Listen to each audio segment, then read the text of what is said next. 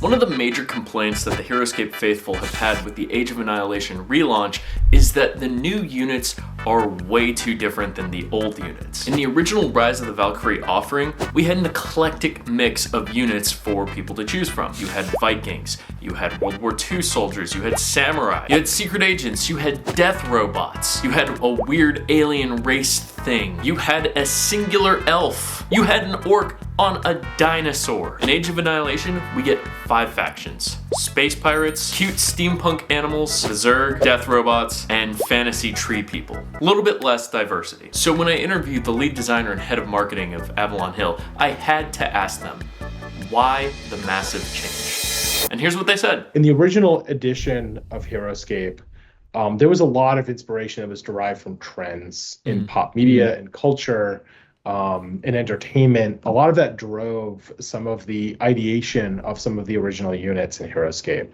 right? As time has gone on and the universe has evolved and entertainment has evolved and companies such as Hasbro has evolved, you know, it means that we have to ensure that we're putting a certain amount of ownability and trademark protection on the stuff that we're generating. And with something like Heroscape, our goal is to support this brand for a very long time and hopefully potentially expand the brand beyond the game.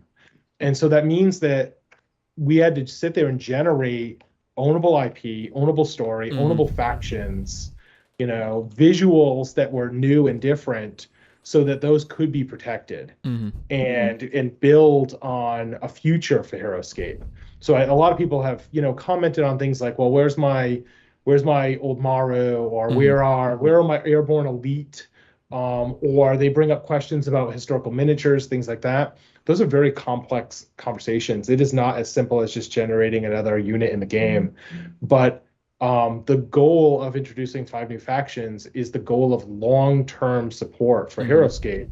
And by generating ownable characters, ownable factions, ownable visuals, that gives us the platform to do that, and that's why we made those decisions. Yeah, I mean, I totally agree. You know, I think the Clockwork Combine is the best faction of them all, probably followed up by... Did you hear that? I just want to make that clear. Yeah, I fought the Clockwork Combine for a little bit. Yeah? To be fair, the early sketches were awful.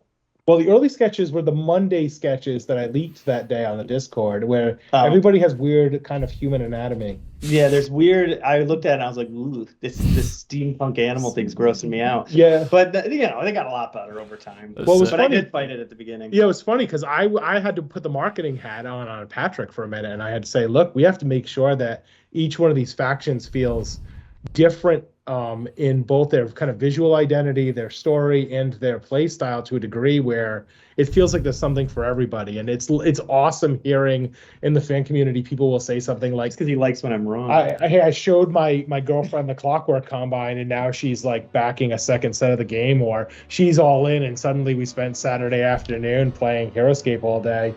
And so I get to kind of, I told you so to Patrick a little bit as like I do have a marketing hat. It's very small. It's a very small marketing hat, but I wore it for one day. And it's okay. I play game designer.